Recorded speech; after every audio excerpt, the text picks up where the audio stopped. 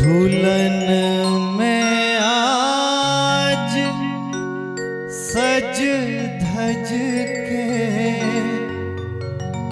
युगल सरकार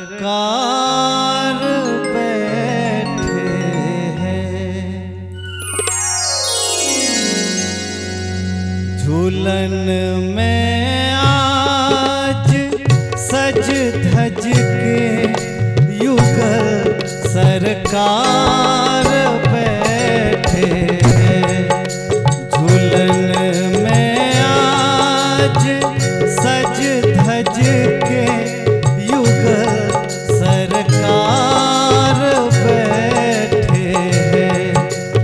ललित मन मोहन मानो, ललित मन मोहन मानो, सुछवे श्रृंगार बैठे हैं। झूलन में आज सज धज के युगल सरकार बैठे हैं।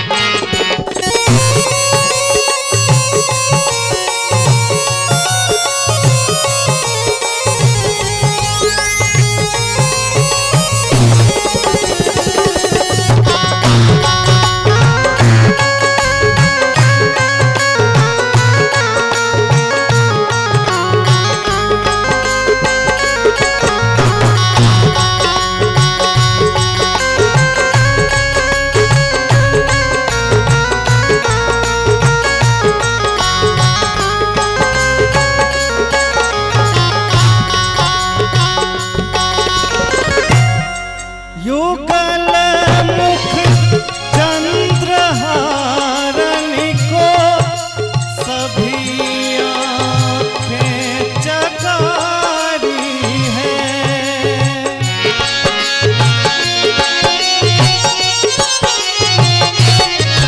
युगल मुख चंद्रहारणी को सभी आँखें चकारी है।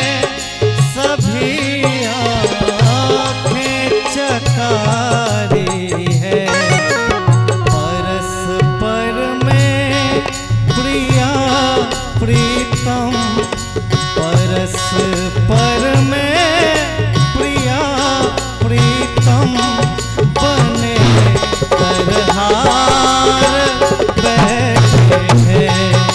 झूलन में आज सज धज के युगल सरकार बैठे हैं।